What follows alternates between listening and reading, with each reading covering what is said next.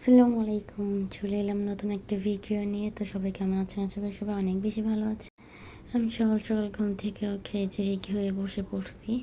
তো এখানে সকালের নাস্তা করে নিচ্ছিলাম। নাস্তা করার জন্য মা রুটি আর আলু ভাজি করছে। তো আমি তাড়াতাড়ি করে খেয়ে নিচ্ছিলাম, কারণ এদিকে আমার বেস্ট ফ্রেন্ড সিমি টাঙ্গাইলে আসতেছে। তো ও আমাকে কালকে রাতেই বলে রাখছিল। তো সকালে আবার ফোন দিছে। তো তারপর আমি আর কি ওর ফোন পেয়ে ঘুম থেকে উঠছি। ঘুম থেকে উঠে রেডি হয়ে দেনে তো খেতে বসে গেছি। তাড়াহুড়া করে খাচ্ছিলাম, মানে রেডি হতে গিয়ে এমন দেরি হয়ে গেছে যে খাওয়ার সময় পাচ্ছিলাম না। তাও খালি মুখে বের হবো, ওই জন্য হালকা পাতলা কিছু খেয়ে নিচ্ছিলাম। আমি সাজ অর্ধেক কমপ্লিট করে খেতে বসছি। লিপস্টিক দিই নি, কিচ্ছু দিই নি, এমনি হালকা জাস্ট মানে সিম্পলভাবেই বের হয়েছিলাম। তেমন একটা মেকআপ আমি করিও না বা ইচ্ছেও ছিল না। তারপরে এই তো খাওয়া দাওয়া শেষ করে আমি বের হয়ে গেছি রিক্সায়। তো যাচ্ছিলাম, এদিকে ফ্র্যাঙ্ক বারবার ফোন দিচ্ছে। তো আমি ওর ফোন ধরছিলাম, এসএমএস করতেছিলাম আর একটু ভিডিও নিচ্ছিলাম। তো এই আর কি, ও আমার একমাত্র বেস্ট ফ্রেন্ড, যার সাথে আমি মানে ও আমার মায়ের পেটের বোন না, বাট তার চাইতে কমও না। কি বলবো, মানে এত ভালো বেস্ট ফ্রেন্ড আমি পাইছি আমার লাইফে। ওর সাথে আজকে আমার সম্পর্ক প্রায় অনেক বছরের। এর মধ্যে অনেকের সাথেই সম্পর্ক নষ্ট হয়েছে, বাট ওর সাথে আমার স্কিল না, আলহামদুলিল্লাহ, আল্লাহ যেন একে ভালো রাখে। তো এই তো ও এই যে ও বোরকা পরে। আমি যেহেতু একটু মানে বোরকা পরি না, ওই জন্য আমি নর্মালি গেছি। বা ও বোরকা পরে, ও মুখ ঢেকে বসে আছে। তারপরে যে দুইজনে কথা বলতেছিলাম, খাইতেছিলাম, অনেক দিন পর দেখা, মানে এত পরিমাণ কথা বলতেছিলাম যে কথা শেষই হচ্ছিল না। তো তারপর কথাবার্তা বলতে বলতে বলতে বলতে ও যে কাজের জন্য এসেছিল সেই কাজ আমরা শেষ করে দেন আমরা একটু 9K চলে গেলাম।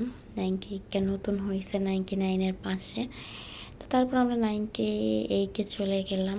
অনেক জিনিসই পছন্দ হচ্ছিল, আবার অনেক জিনিসই মানে কী বলবো, আসলে টাকার জন্য কেনা হয় নাই, বাট তারপরেও কম কেনা হয় নাই। আমরা প্রায় 1500 টাকার মতো জিনিস কিনছি আর কি। তার থেকে একটু বেশি হবে, কারণ আমিও 3টা জিনিস আনছি আর কি, আর ও নিচে 1500 টাকার জিনিস। আর তারপর এই তো আমরা সব কিছু একটু ঘুরে ঘুরে দেখতেছিলাম। আর যেহেতু 98 আমার এখানে এই মানে ফার্স্ট টাইম যাওয়া, যেহেতু টাঙ্গাইলের বাহিরে ছিলাম, টাঙ্গাইলে আসার পর যাওয়া হয়নি। তো তারপর এই তো গেছিলাম। বাকি দিকটা তো অনেক ভিড় ছিল, আমি খালি দিক খুঁজতেছিলাম একটু ভিডিও করার জন্য, বাট পাচ্ছিলাম না। তারপরেও একটু একটু করে ভিডিও করতেছিলাম। এই ফুলদানিগুলোর দাম চাইতেছিল 250 টাকা করে। বাট আমি একটু অবাক হয়েছি, যেহেতু 9K দোকান, বাট এইখানে কেন মানে এক্সট্রা দামি জিনিস রাখা হয়েছে। কারণ বারবার জিজ্ঞাসা করতেও বিরক্ত লাগতেছিল যে এটা কত, কারণ এক এক জিনিসের দাম এক এক রকম ছিল। এইগুলো সবগুলোই আবার 98 করে ছিল। বাট ফুলদানিটার দাম আমার কাছে অনেক বেশি মনে হয়েছে। তারপরে এইদিকে যে ঘরের জিনিসপত্র ছিল, রান্নাঘরের জিনিসপত্র, চামচ, তারপর অনেক জিনিসই ছিল, দরকারি জিনিস। তো আমার ফ্রেন্ড অনেকগুলো জিনিস কিনে নিছে। ও কিনতেছিল, আমার হাতে দিতেছিল, আর আমি একটু ভিডিও করতেছিলাম। তো ভিডিও করতে করতে কাজকর্ম শেষ করে ওকে বিদায় দিয়ে আমি বাড়িতে চলে আসি। আর এটা ছিল কালকের রান্নার ভিডিও। কালকে আমি এত পরিমাণ অসুস্থ ছিলাম, ওই জন্য ভিডিও কোনো কিছু আপলোড করা হয় নাই।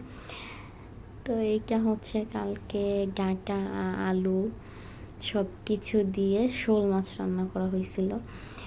এটা মোটা ডাঁটা যেটা বলে, এটা মাংস দিয়ে বা বড় মাছ দিয়ে এইভাবে রান্না করে খেতে আমার অনেক বেশি ভালো লাগে। তো এই তো শোল মাছ দিয়ে মা রান্না করতেছিল, সাথে টমেটো অ্যাড করছে, অনেক বেশি মজা হয়েছিল তরকারিটা। আর টমেটো, ডাঁটা, আলুর তরকারি আমার কাছে খুবই বেশি ভালো লাগে, কারণ ডাঁটা আমার ফেভারিট একটা সবজি। তো সব মিলিয়ে খুবই ভালো হয়েছিল। আর ছিল করলা ভাজি, ভর্তা, সব কিছুই আমার অনেক বেশি পছন্দের। ভর্তাটা বেশি ভালো লাগে।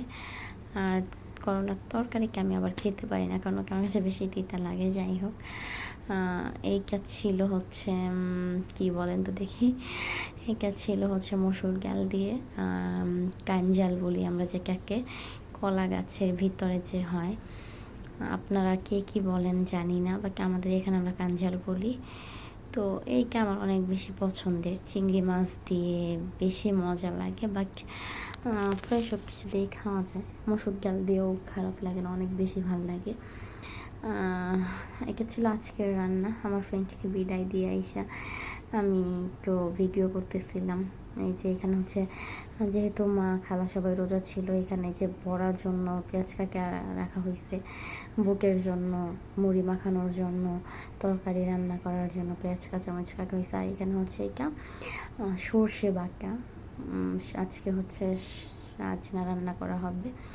তো সাজনাতে আমরা বরাবরই সর্ষে দিয়ে খেতে বেশি পছন্দ করি। আর এইখানে ছিল এই যে বাটা মশলাগুলা, আমাদের বাড়িতে এখনও আমরা বাটা মশলাই খাই, আমার মা খালারা নিজেরা মানে বেঁকে নেই, কারণ হচ্ছে বাটা মশলার স্বাদ অন্যরকম। এটা যারা খায় একমাত্র তারাই জানে যে বাটা মশলার সাথে আসলে অন্য কোনো কিছু তুলনা হয় না, অসাধারণ খেতে। এটা ছিল বোয়াল মাছ, এই যে বোয়াল মাছ ভুনা, পেঁয়াজ কাঁচামরিচ দিয়ে বোয়াল মাছ ভুনা, এটা অনেক বেশি মজা হয়েছিল। তো তারপর হচ্ছে আমি একটু টুকটাক করে ভিডিও করতেছিলাম। তারপর এইখানে ছিল আলু আর একটু পেঁপে কেটে দেওয়া হয়েছে, আলু দিয়ে ডিম দিয়ে রান্না করা হবে, ডিম আলুর তরকারিটাও অনেক বেশি মজা হয়েছে। তো পেঁপেটা হচ্ছে অন্য একটা তরকারির জন্য রাখা হয়েছিল, মানে এইখানে চপ বানানোর জন্য রাখা হয়েছিল পেঁপেটা, যেহেতু রোজা রাখছে বড়া করা বানানো হবে, তো এইখানে চপের জন্য পেঁপেটা রাখা হয়েছে।